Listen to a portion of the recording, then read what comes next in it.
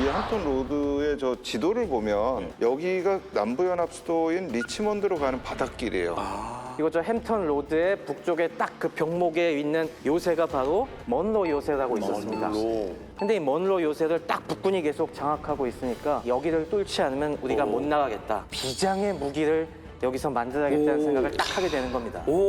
철갑선입니다. 철갑선. 돛 달려 있고 이런 거 무슨 필요가 있어? 그냥 그 위에 우리가 철로 딱 구조물을 만들고 그 안에 대포를 집어넣은 진짜 철갑선 한번 만들어 보자. 지금 북군에서는 큰일 났다. 철갑선 만든다. 우리도 뭔가는 해야겠다라고 해야 되는 거 아닙니까? 의회에서 곧장 150만 달러의 우와. 긴급 건조 예산이 승인이 됩니다. 굉장히 돈은 누구야? 그래서 저런 아주 극단적으로 단순화된 모습을 만들어냅니다. 그러니까 마치 물 위에 떠 있는 탱크 같은 거죠. 그러니까 이 두 배가 격렬하게 싸웁니다. 무려 4시간 동안 싸워요. 4시간 동안 포를 계속 예, 4시간 동안 싸웠는데 근데 쌍방한테 별 피해를 못 입히는 거예요. 아무튼 이렇게 해서 세계 최초의 철갑선끼리의 전투가 이렇게 끝이 납니다.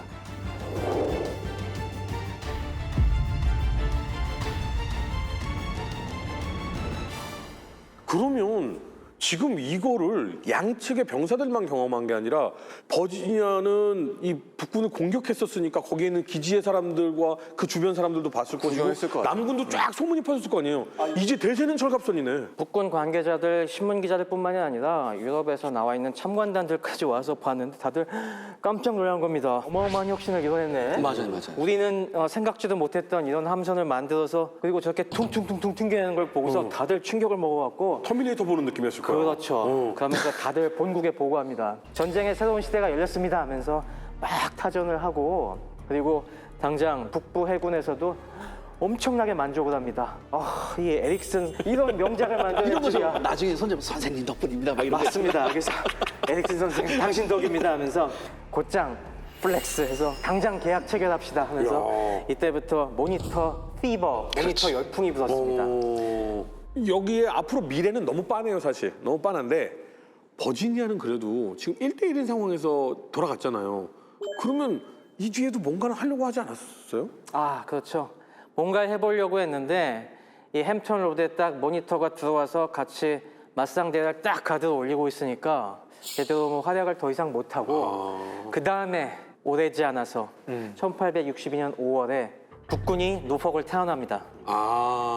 노폭을 탈환하면서 이때 빠져나갈 데가 없으니까 결국에 5월 11일에 자침시켜요. 자폭을 시켜버립니다. 별로 활약도 못 해보고 한 2달 만에 이제 수장을 당하고요. 네. 모니터는 그 뒤에 이제 살아남아서 제임스 강을 따라 올라가면서 리치몬드까지 가려고 했어요. 근데 올라가다가 한계가 발견된 겁니다. 무슨 관계요? 또 파도. 제임스 강이 점점 좁아지니까 주변에 언덕이 많이 있는데 이 지역을 갖다가 남군이 철저하게 요새화시킨 겁니다. 언덕이 있으니까 위에서 내려다보면서 포를 쏠 수가 있는 거예요. 근데 모니터의 큰 약점이 뭐가 있냐면은 터렛 측면 장갑은 엄청나게 강한데 상면 장갑. 갑판, 이 상면 장갑이 좀 약해요. 1인치밖에 안 됩니다. 그러니까 위에서 내려 꽂는 샷에 이게 좀 위험한 거야.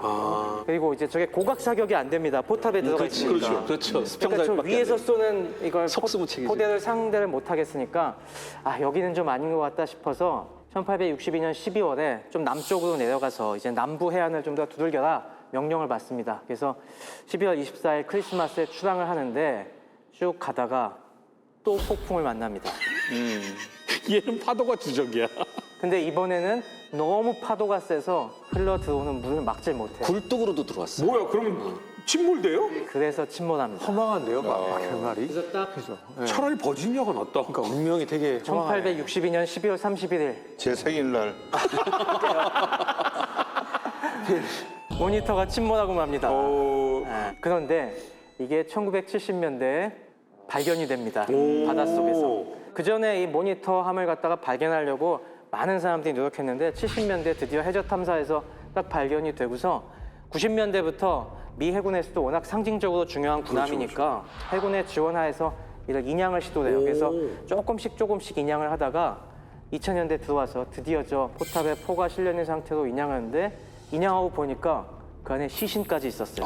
그 안에서 탈출하지 못한 2명의 수병의 시신이 발견이 됐어요. 이미 뼈가 됐지만 그래서 박물관에서 골격을 갖고 심지어 얼굴까지 복원해냈습니다. 그래서 저 지금 인양된 거는 지금도 저기 햄턴 로드 옆에 가시면은 거기 박물관이 있는데 그 박물관에서 그 레플리카를 딱 전시해 놓은 게 있어요. 그래서 혹시나 그쪽에 가보실 일이 있으면은 박물관에 가셔서 그 유물과 모형을 한번 보시기 바랍니다. 전 진짜 가보고 싶습니다. 진짜. 예. 남군의 영웅이었던 철갑선과 북군의 영웅이었던 철갑선이 붙어서요. 결국은 약간은 허무하지만 재밌는 전투가 있었고요. 자, 이제 미시시피강 상류 서부 전역으로 한번 가보겠습니다. 북군의 그랜트 장군이 소소하지만 승리를 계속 쌓아가면서 링컨이 역시 이게 입만 이러고 말이야 예의 없는 맥클레런보다는 제가 낫지라고 존재감을 넓혀가고 있었습니다. 자, 이후에는 어떻게 되나요?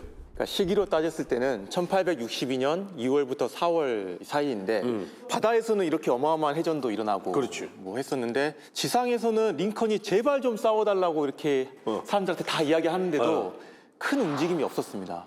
근데 유일하게 이때 제대로 한번 움직이고 활약했던 인물이 바로 이제 그랜트고요.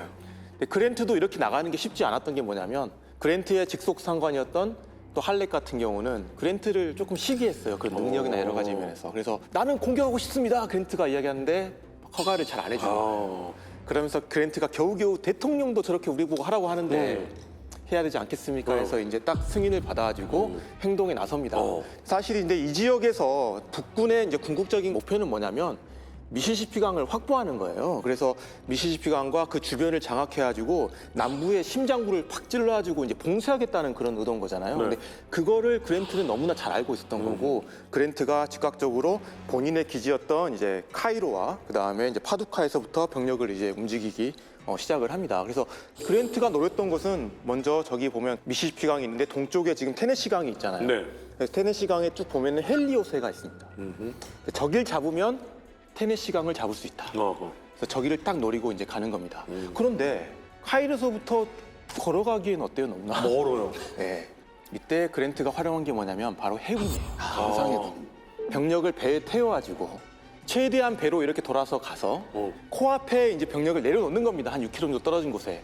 그래서 기동을 해서 지상군이 요새를 공격하고 지상군만 요새를 공격하는 게 아니라 동시에 해군도 공격합니다. 그러니까 이게 지난 시간에 배웠던 그랜트가 이 배를 이용해서 상륙 작전을 했다가 돌아오지 못하는 상황에서 이제 해군이 꼭 필요하겠구나. 네. 이거를 이제 배운 거예요. 와, 발전한 거죠. 이 강에 있는 요새를 점령하는 데는 육군만으로는 안 된다. 해군과 함께 싸워야 된다.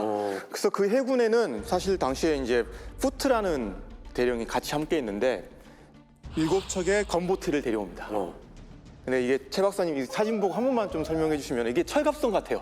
거의 느낌이 좀 철갑선입니다. 철갑선인데요? 아이언 클라우드입니다. 네. 그렇습니다. 이게 강상해군도 당시에 빨리 해군력을 확충해야 되니까 쓴 방법들이 기존의 미시시피강을 오가던 이 증기 여객선 화물선들을 사갖고 이걸 개조한 겁니다.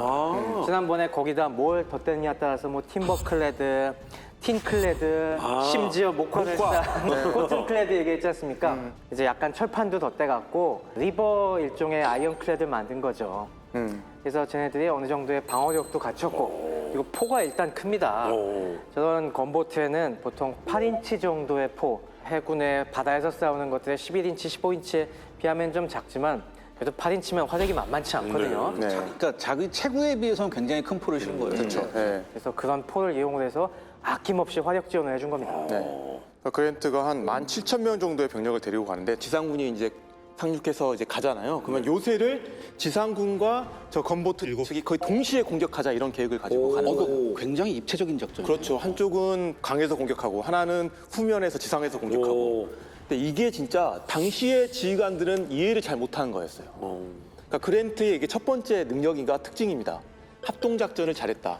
그래서 여기 있는 푸트 제독 같은 경우는 그랜트 부하도 아니에요. 근데 그랜트가 해군을 이해해주고 존중해주니까 자발적으로 함께 싸우는 거예요. 그러니까 이런 뭔가 끈끈함이 형성이 됐다는 게 되게 중요한 부분인 것 같고. 포용력이 있네요, 그랜트가. 그렇죠. 네. 그런데 되게 웃긴 게 그랜트의 지상군은 시간에 맞춰서 못 갔습니다. 그때 비도 오고 눈도 오고 그래가지고 다 진흙탕으로 변해가지고 불과 뭐 6km밖에 안 되는 거리를 그 시간에 못 가고 결국 건보트들이 포격을 했는데 헬리오스에 있는 병력들이 못 버티고 4시간 만에 도망가 버립니다. 결국 어떻게 보면 해군이 이거는 다 완전히 했네. 다 한 거죠. 그 약속하고 몇 월 며칠 어떻게 하겠습니다. 당신이 나를 존중하니 나도 당신을 존중하겠습니다. 공개! 그랜트는? 저기서 왔는데 다 끝냈어요. 이제 여기 다음에 또 그랜트의 하나의 장점이 나와요. 함락시키고 나면은 이제 좀 쉬어야지 하는데 그랜트는 그 다음 걸 생각합니다. 어디로 도망갔냐면 저기 있는 컴벌랜드 강에 있는 도넬슨 요새로 도망갔어요. 네. 컴벌랜드 강까지 장악을 해버리자. 아, 참. 그래서 지상군을 거의 곧바로 저기 있는 도루를 따라가지고 보냅니다. 그리고 해군 같은 경우는 이제 삥 돌아서 다시 올라가서 강 따라갈 거 아니에요. 네. 그래서 한 척이 수리도 하고 해야 돼가지고 좀 시간이 필요할 것 같으니까 최대한 빨리 보내는 거예요. 근데 이때 위에 있는 직속상관한테 통보만 하고 바로 실행해요. 그랜트가? 네, 승인을 받지도 않고. 오. 그러니까 이게 어떤 거냐면 그랜트의 이게 사실 두 번째 저런 장점이라고 하냐면 가장 큰 장점일 수도 있는데 기회를 잡았잖아요. 네. 호기를 절대 놓치지 않아요. 그 주도권을 계속 가려고 하는 거예요. 되게 공세적인 거잖아요. 근데 사실 이 당시에 유일했던 사람인 것 같아요. 그러니까 남부의 리나 아니면 뭐 잭슨 같은 사람과 함께 거의 북부에서는 이 당시에 거의 유일했던 이런 기회를 포착했을 때 계속 끌고 간다. 선 조치 후보고. 그런 셈이죠. 근데 이 느낌이 그러니까 뭐 우리나라 그 장관이 국방장관님의 뭐 인터뷰 중에 예전에 선 조치 후에 후 보고해라 뭐 이렇게 뭐 하는 장면이 있었는데 네. 이게 어려운 개념이에요. 그러니까 군인들 사이에서는 이렇게 하면 안 돼. 이렇게 해서 큰일 나, 뭐 만약에 이런 거. 실패할 경우에 책임을 져야 되잖아요. 그렇지. 확 날아가는 거죠. 그러니까 다들 조심스러워요. 왜냐하면 결국에는 이런 것도 있고 다 갖춰놓고 싸우려고 그러는 거예요. 근데 다 갖춰놓고 싸우면 시간이 지나니까 상대도 이미 다 갖추지. 준비를 하고 있잖아요. 그럼 늦는 거죠. 그렇죠. 그러니까 공격 작전에서 굉장히 중요한 거 하나가 타이밍이라는 얘기가 계속 그렇죠. 나오거든요. 네. 그러니까 이 타이밍을 잡을 줄 알았다는 거예요. 잡을 줄 알고 빨리 판단해서 빨리 행동으로 옮겼던 게 도넬슨 요새로 갈 수 있었다. 그래서 도넬슨에서도 이제 거의 동시에 공격하려고 타이밍을 잡고 있었죠. 둘이 이제 같이 합동 네, 공격. 합동공격을 하려고. 근데 여기서는 도넬슨은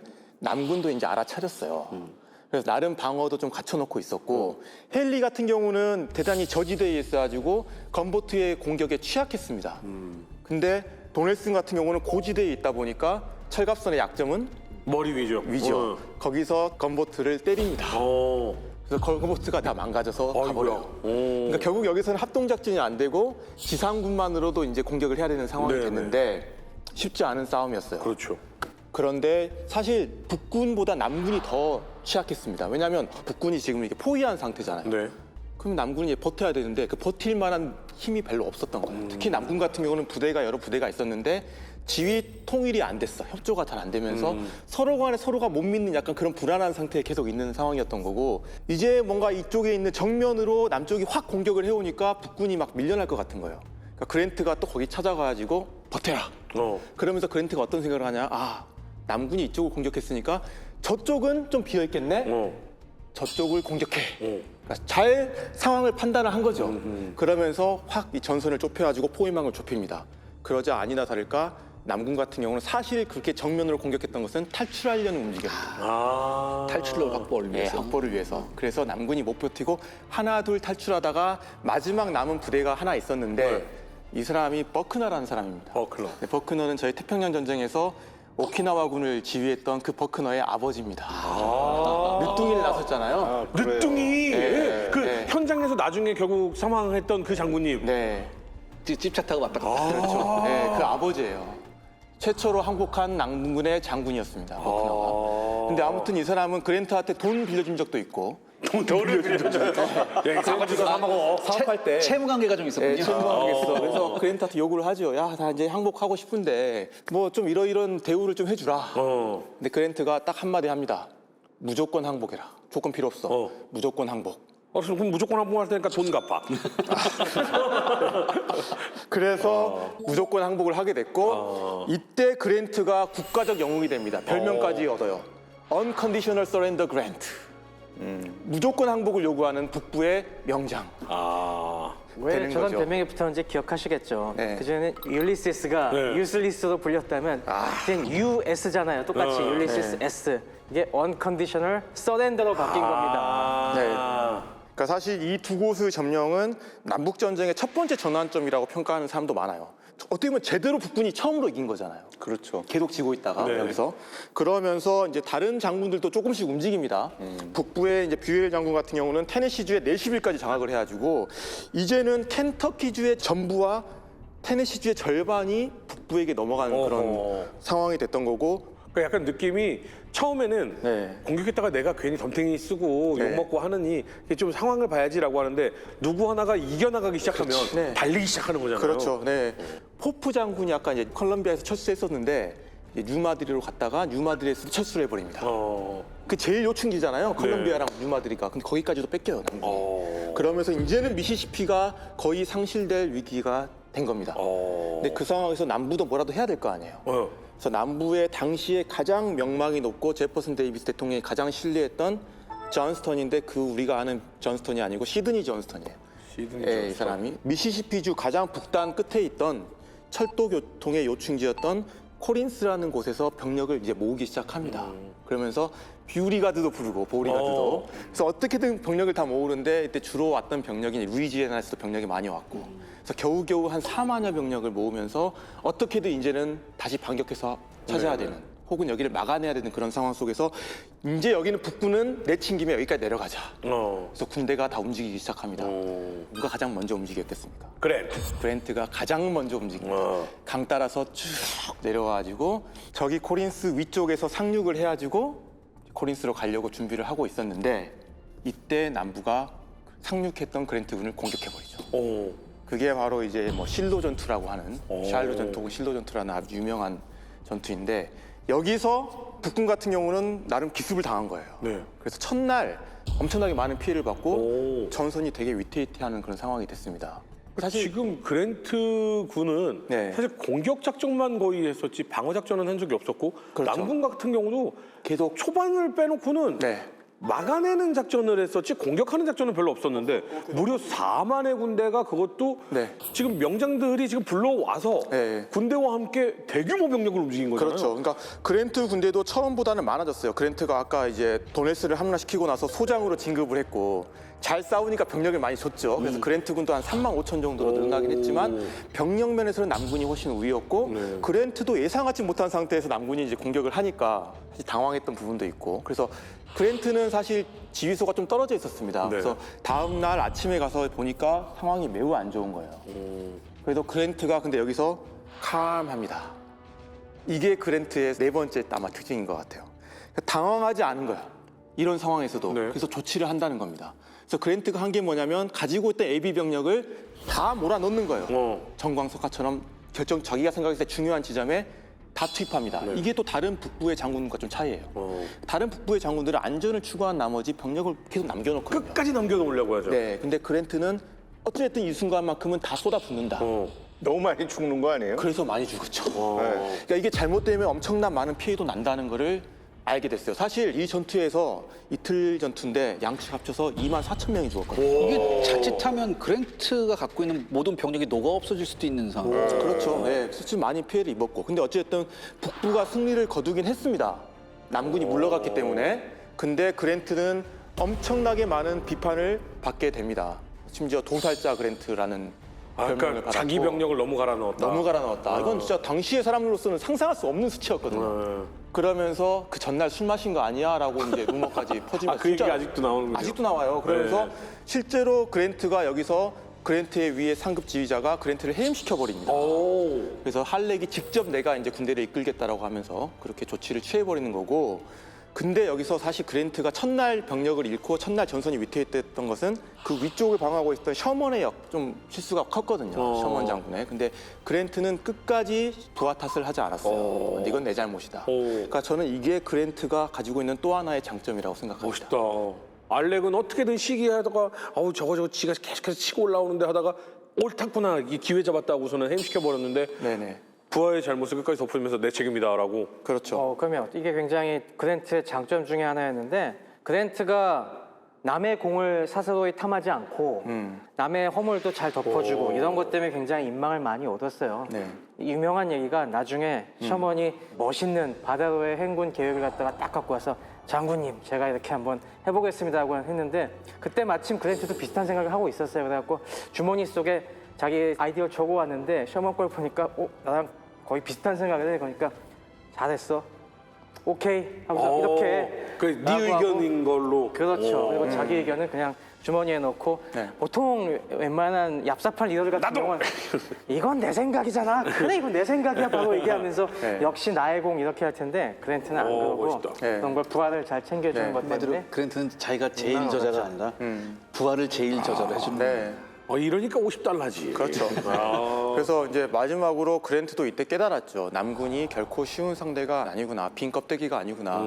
이 전쟁에는 정말 많은 희생을 동반하겠구나. 오래 가겠구나. 그러니까 그랜트가 전략적 마인드를 탑재하게 돼요. 전략적 마인드라는 게 일단 장기전에 대비한 전략적 대비하고 마인드. 결국에는 어떻게든 이걸 승리하기 위해서는 적의 핵심부를 찔러야 되겠구나. 약간 이런 생각을 하게 되는 거죠. 근데 뭐 그런 네. 생각을 하는 건 그랜트가 워낙 유능하니까 그럴 수 있다 치지만 네네. 알렉에 의해서 해임을 당하고 네. 알렉이 이제 북부군의 알렉, 네. 서부 전선을 담당을 하게 되고 네. 그리고 그랜트는 빠졌잖아요. 네. 그런 다음에 할렉 같은 경우는 워낙 지금 상황이 유리한 상황이에요. 남부는 지금 병력 다 모았지만 그렇게 많이 되지도 않고 그랜트의 군대는 많이 피해를 입었지만 할렉의 군대가 살아있고 북군은 다 이쪽으로 오는 상황에서 이 할렉의 군대가 코린스라는 미시시피의 교통의 요충지를 점령을 해서 사실상 켄터키 거의 전부와 테네시 절반 이상을 북부가 가져가게 되는 이 상황까지 오게 됩니다. 그런 다음에 나중에 그랜트는 이제 기용되는 거는 한참 뒤에 일이 이제 되는 거죠. 근데 지금 현재까지 이 해안 봉쇄 작전에 의해서 네. 남부와 북부의 어떤 전투 상황 그리고 서부에 있어서 그랜트의 활약 그리고 마지막에 불의의 일격을 당하긴 했지만 결국은 막아내고 네. 그리고 자기의 자리는 뺏겼지만 결국은 북군이 다시 모여들면서 이 자리를 모두 차지한 이 상황. 감사합니다. 나 정말. 완전히 네. 동부와 서부가 언제 정리가 된 것 같은 느낌이 좀 네네. 있었습니다. 네네. 자 그러면 가장 마지막으로 남부연합에 합류한 주가 테네시라는 주였잖아요. 네. 그런데 어쨌든 테네시가 지금 가장 먼저 뺏은 주에 테네시의 이름이 들어갔잖아요. 북부가 가장 먼저 뺏은 주에. 네. 테네시는 되게 불꽃 같은 테네시가요. 제가 이제 미국의 각 주의 특징들을 보는데 사실 테네시는 미국의 전체 주 중에 제일 못 사는 주 중에 하나예요. 되게 애매한 포지션이지 않아요? 네, 그러니까 이게 이런 게 있어요. 저희가 이제 이 어떤 국가들의 경제 성장의 특징 뭐 해가지고 어떤 나라들이 잘 사냐 이런 걸 보면 대부분 이 못 사는 나라들의 특징이 항구가 없는데 이렇게 육지로 둘러싸여 있는 내륙에 있는 물론 이제 테네시는 테네시 강이라고 하는 큰 게 있지만 네. 한편으로 중요하면서도 한편으로 굉장히 어려운 곳인 게 주변에 8개 주가 이걸 둘러싸고 있어요. 굉장히 중요한 교통의 요지입니다. 육지로 보면. 네. 그러나 이제 자체 발전되긴 되게 힘들어가지고 테네시주를 미국 사람들 얘기할 때 40일만 벗어나면 아무것도 없다. 그러니까 이 테네시주의 빈곤율이 현재는 미국 전체에서 가장 높은 주 중에 하나입니다. 아칸소하고 약간 비슷한가요? 아칸소는 괜찮아요. 그래도 네, 좀 그래도 조금만. 아칸소는 네. 조그마하면서 알찬 게 있는데 네. 테네시는 사실은 산업적으로도 굉장히 조금 열악한 지역이에요. 대부분 농사짓고 그러는데. 테네시, 네. 미시시피. 근데 원래 이제 저런 지역이 다른 국가들하고 같이 있으면 네. 힘들긴 하지만 무역이나 이런 걸로 돈을 벌 수가 있는데 이건 미국 같은 나라 내에 이렇게 둘러싸여 있으니까 근데 이게 굉장히 또 남북 전쟁에서는 중요한 게 뭐냐면 북쪽으로는 켄터키가 있고요. 네. 동쪽으로는 노스캐롤라이나가 있고 남쪽으로는 조지아, 알라바마, 미시시피. 서쪽으로는 아칸소주, 미주리주가 있어요. 그러니까 이게 지금 남부 연합의 굉장히 중요한 주들이 테네시하고 다 접경을 그러네요. 하고 있고 켄터키도 아주 중요한 전장이었잖아요. 그러니까 여기를 어떻게 하느냐가 굉장히 중요한데 테네시가 참 특이한 게요. 그렇게 가난하고 사실은 주가 된 지도 얼마 안 됐고 그 역사도 굉장히 짧아요.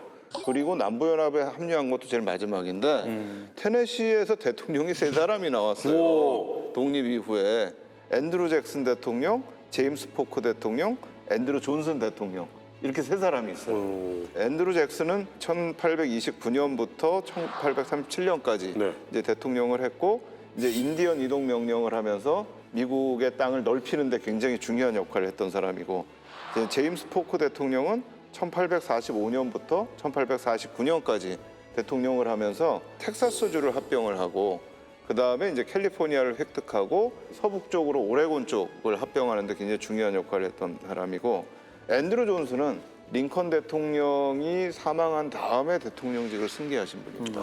그때 부통령이었던 분이에요. 근데 이 세 분이 다 민주당 출신입니다. 그리고 공통점이 영토 넓히는데 굉장히 중요한 역할을 했던 네네. 그런 공통점을 갖고 있는데 이 앤드루 존슨은 이분도 민주당 출신이면서도 노예제를 아주 강력하게 반대하진 않지만 기본적으로 연방이 해체돼서는 안 된다. 굉장히 강한 연방주의자예요.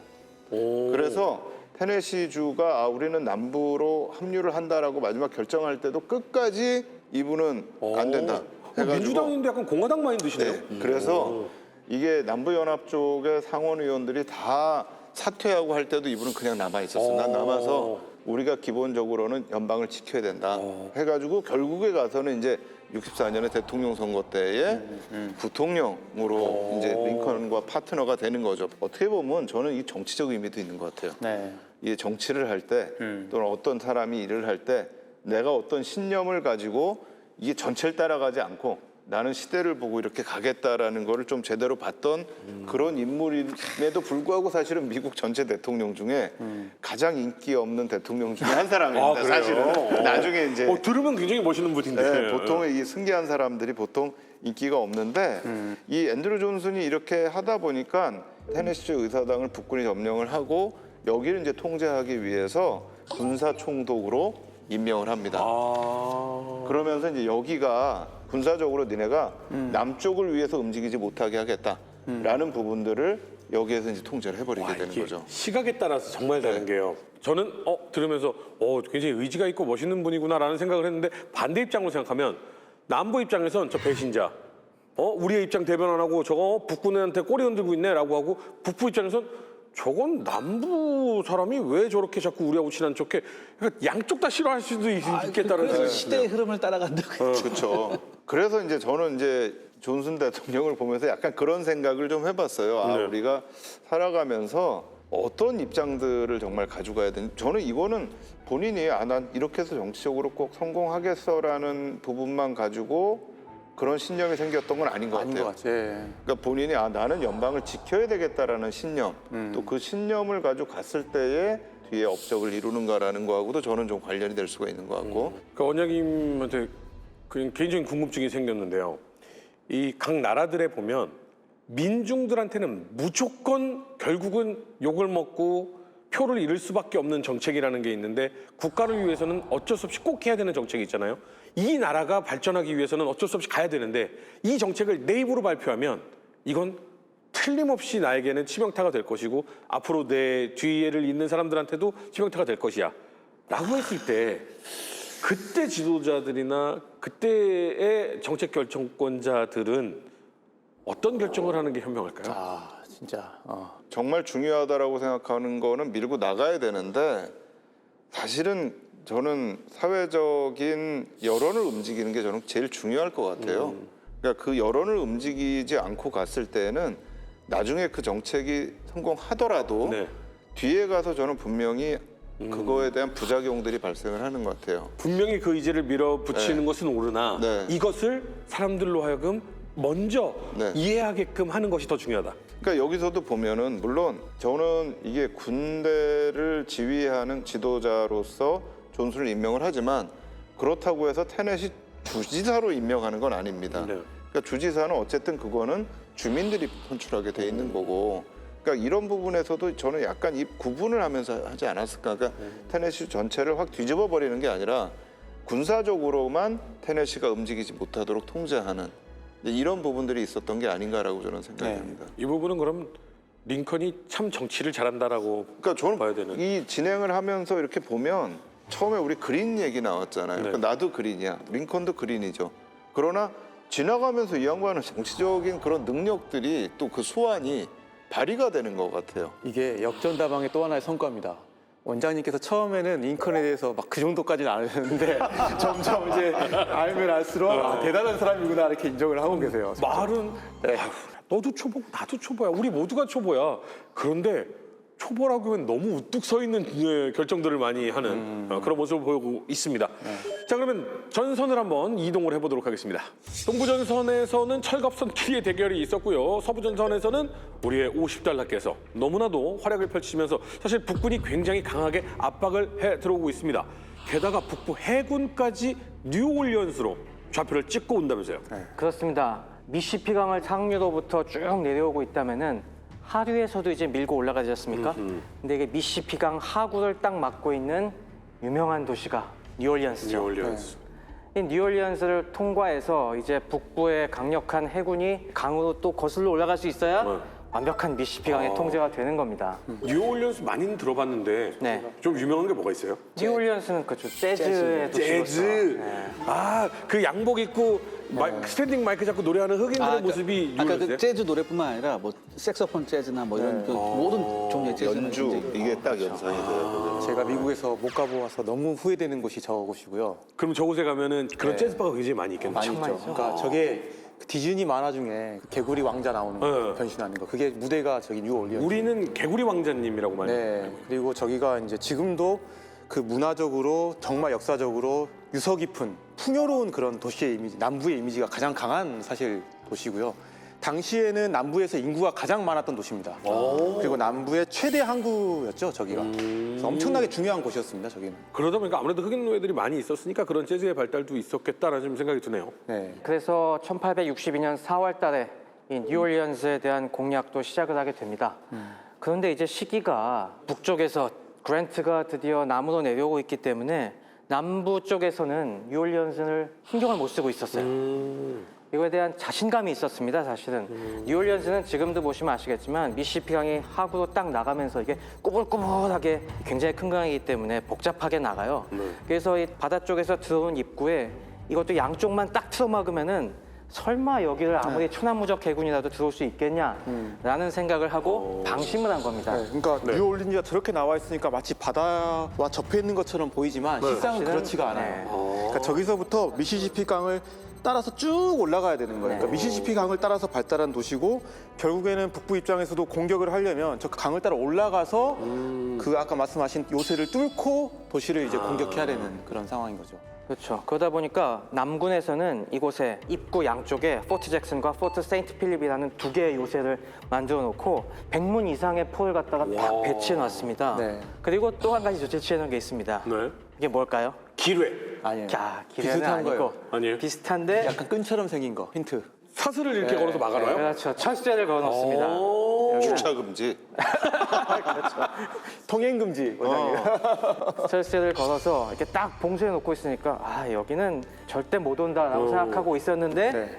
북군 해군이 온 거죠. 근데 반면 그래서 북군 같은 경우는 지금 난공불락일 수도 있잖아요. 근데 이미 포트로열 공략에서 가능성을 좀 엿본 거죠. 그렇죠. 함선으로 팍팍팍 쏘면은 뚫고 갈 수 있다라는 어떤 그런 가능성을 엿봤고, 지금 여기에 대한 공략에 링컨이 적극적으로 지지를 해줍니다. 해군의 아이디어에 대해서. 네. 다만 또 여기서 맥클레란이 또 반대를 했죠. 병력이 5만 명 필요하다고 하니까 내줄 수 없다라고 하다가 해군이 야 10,000명이면 충분해라고 하니까 이제 그때 오케이 어쩔 수 했고 없이. 이제 바로 원정이 이제 실시가 되는 겁니다. 네. 그리고 이 원정될 일꾼 유명한 해군 제독이 바로 페러것입니다. 남북전쟁에 해군의 한 명의 영웅을 꼽는다면은 페러것을 뽑아도 손색이 없을 정도입니다. 이분도 지난번 해군에 이 연로하신 분들처럼 진짜 연로하신 분이에요. 이분은 9살에 해군에 입대했습니다. 9살이요? 네, 1810년도에 입대해서 이미 1812년 전쟁 때도 참전했던 분이에요. 해군에 몸담은 지 50년이 넘은.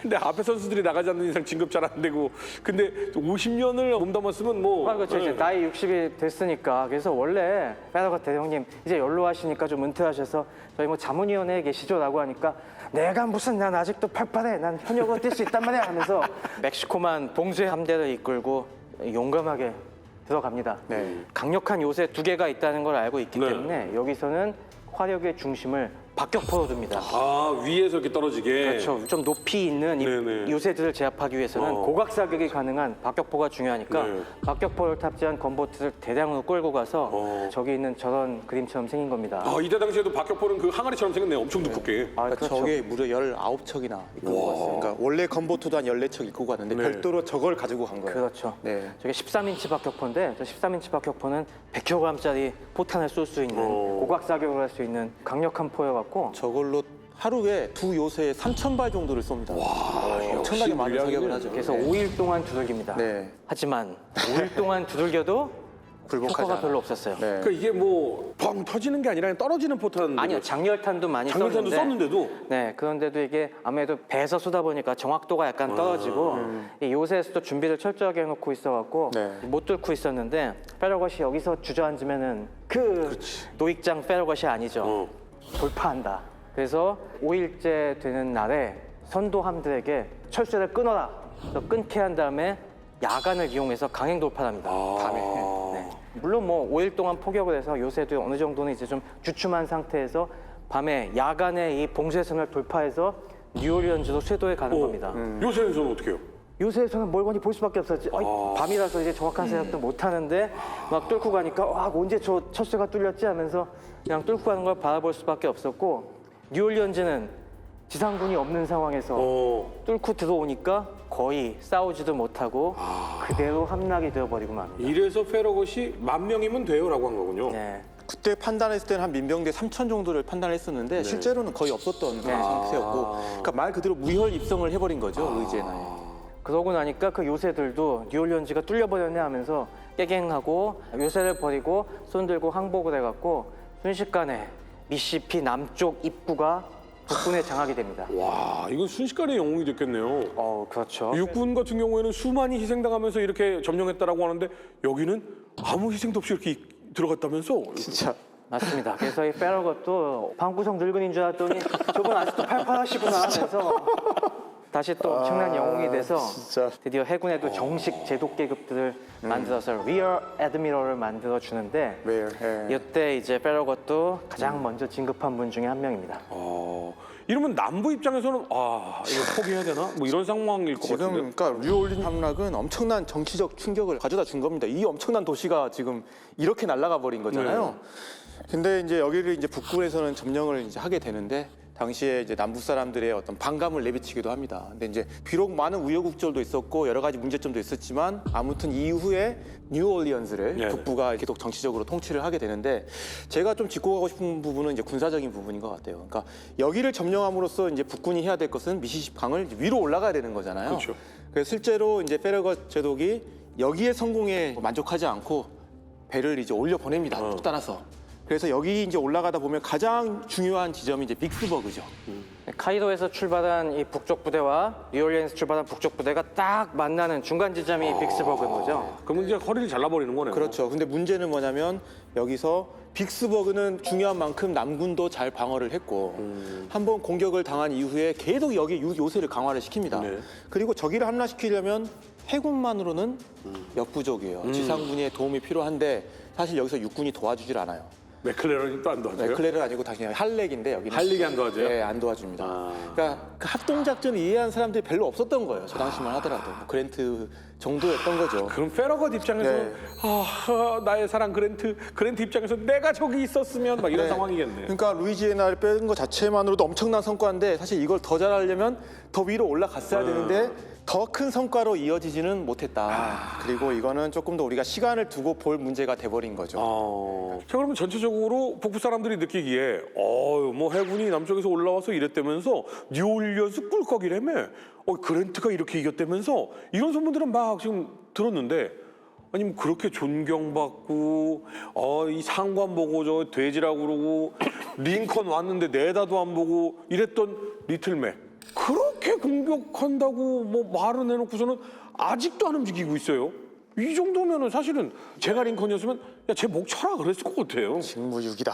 뭐 이렇게. 이게 말이 됩니까? 굉장히 사실 어떤 링컨한테는 좀 힘들었던 시기였던 것 같아요. 이 개인적으로도 그렇고 정치적으로도 그렇고 62년은 굉장히 좀 시련이 좀 시작되고 링컨한테는 뭔가 돌파가 필요한 시기. 또 뭐 정치적인 얘기부터 하면 62년에 이제 중간 선거가 있는 그런 해입니다. 그러니까 2년이 지난 보통 중간 선거를 해요. 네네. 중간 선거가 뭔지 사실은 방송에 정말 많이 나오는데요. 네. 이거 모르는 분들은 의외로 많더라고요. 대통령을 중간에 평가해? 뭐 이런 느낌으로. 그 대통령 선거 아니고 그렇죠. 총선이죠. 네, 그 대통령이 하원하고. 뽑히고 예.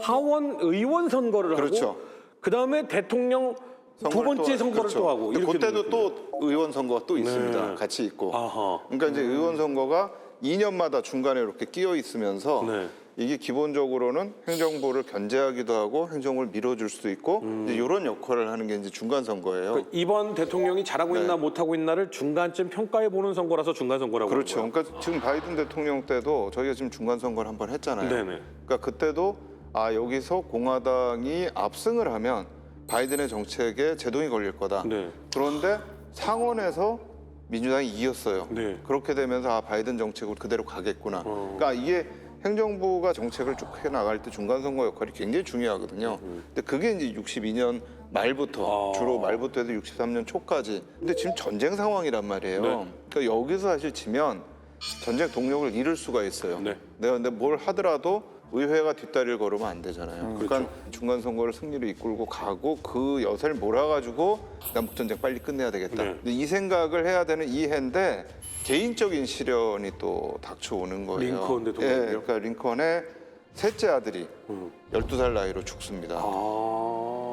가장 사실 아끼었던 게 링컨은 셋째 아들이었어요. 둘째가 이미 죽었거든요. 병으로 이제 사망을 했고 둘째가 사망한 해에 셋째가 태어났어요. 근데 셋째가 62년이 12살 정도 된 그 해였는데 이게 이제 그 당시에 워싱턴 DC 자체가 너무나 많은 사람들이 몰려 있는 상황들이었어요. 여기에 뭐 군인들도 오고 피난민도 오고 해방된 노예들도 오고 막 해서 DC에 모여 있으니까 기본적으로 사람들이 제대로 주거를 할 수 있는 공간들, 의식주 공간들이 제대로 마련되지가 않으니까 위생 상태가 굉장히 안 좋았다 그래요. 그러니까 이제 그런 상태에서 장티푸스 같은 그런 병으로 전염병으로 죽었다라고 이제 추정을 합니다. 근데 사실 이제 링컨한테는 여러 가지로 지금 내가 어려운 상황에서 어떻게 해야 되느냐 이제 이 고민을 지금 해야 되는 거고 또 하나 이제 그런 상황에서 이제 굉장히 링컨한테 이제 중요한 게 뭐냐면 사실은 전쟁의 장기화입니다.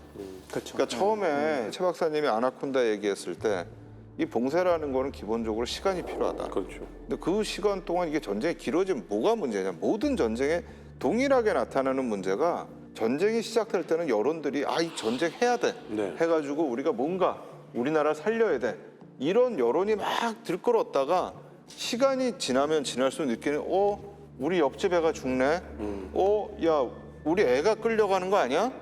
거기다뿐만 아니라 야 전쟁 비용이 만만치가 않은데 네. 이렇게 되면 반전 여론이 생기기 시작을 하는 거죠. 그러니까 뭔가 지금 전쟁에서 빨리 전세를 뒤바꾸거나 아니면 빨리 리치몬드로 내려가서 뭔가를 해야 되는 이 시점인데 아직도 그 양반은 그냥 주머니에 손만 집어넣고 이러고 있는 거예요. 그러니까 이 양반을 보고 있는 링컨은 나도 이젠 한번 휘둘러 볼 때가 되지 않았는가. 잘못하면 정권 자체가 다 날아갈 그렇죠. 수 있으니까요. 지금 시점이 이렇게 돼 있는 상황입니다. 그랜트 올려 그랜트. 예? 그랜트 불러서 맥클렌은 자르고 올려. 링컨이 사실 이제 군 통수권자로서 할 수 있었던 거는 명령을 내려요, 지휘관들한테. 나가라. 당장 공격해라. 일반 명령 1호라는 거를 하죠. 네. 네, 사실 명령이니까 지휘관들도 거부를 못 합니다. 들어야죠. 그래서 맥클레란 같은 경우도 여기에 대한 이제 공세 계획을 제출을 하죠. 네. 이렇게 싸우겠습니다. 근데 맥클레란의 계획을 딱 보니까 어떤 계획이냐면 지금 DC 밑에는 누가 있냐면 그 매너사스 정션에 존스톤 군대가 있습니다. 네. 존스톤 군대를 당연히 치고 리치몬드로 빨리 내려가야 될 거 아니에요. 그렇죠. 그 입장에서 봤을 때는. 근데 맥클레란의 계획은 뜬금없이 해군을 이용해가지고 레퍼에너 강이라고 이제 강이 하나 있거든. 그 밑에 보면은 강으로 올라가서 그 어바나 수로를 따라서 뒤로 가는 거였어요. 존스톤 군의 뒤쪽으로. 사실 이거를 좀 평가를 해보면, 그러니까 오히려 직접적으로 존스톤을 때리지 않고 나름 간접 접근을 한다.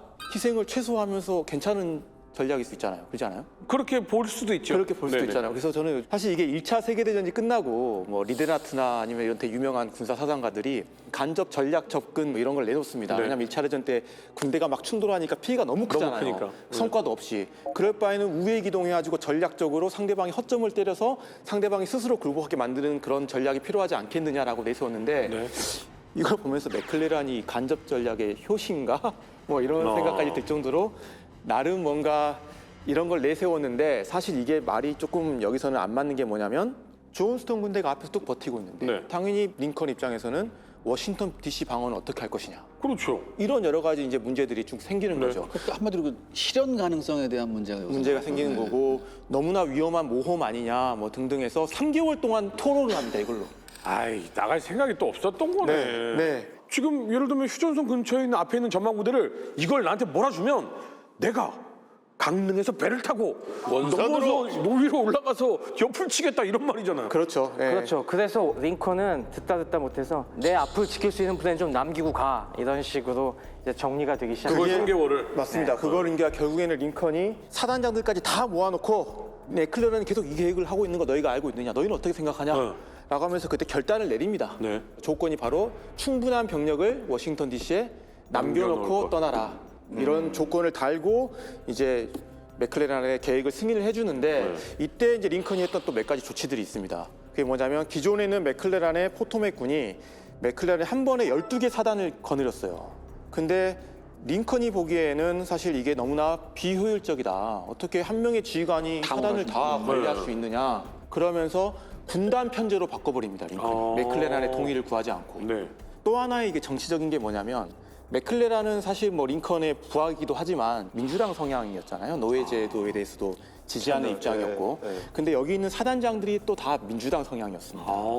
그러면서 링컨이 이거를 이제 군단장으로 다 교체하면서 군단장은 다 또 공화당 링컨의 이제 어떻게 보면 정치적 아이디어를 공유하는 인물로 해가지고 4개 군단 체제로 만들어 버리죠. 그러면서 어떻게 보면 링컨도 맥클레란을 충분히 뭔가 통제하고 견제할 수 있는 이런 수단들을 여기서 이제 만들어 놓는 거죠. 근데 여기 계신 네. 모든 우리 포아이즈 분들도 느끼시겠지만 네. 맥클레런처럼 하는데 안 손댈 수가 안 없잖아요. 좋죠. 그래서 또 하나 조치를 네. 취하는 게 뭐냐면 맥클레란을 총사령관에서 해임시켜 버립니다. 이야, 세다. 네. 그러면서 이제 명분은 뭐냐면 너 이제 원정 떠나니까 원정에만 집중해라.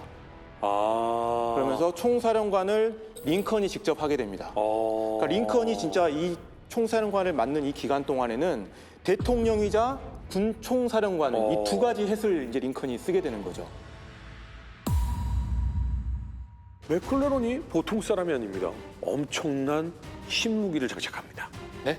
신무기요? 네. 그렇습니다. 여기서 맥클레런이 이용한 신무기 하나가 기구입니다.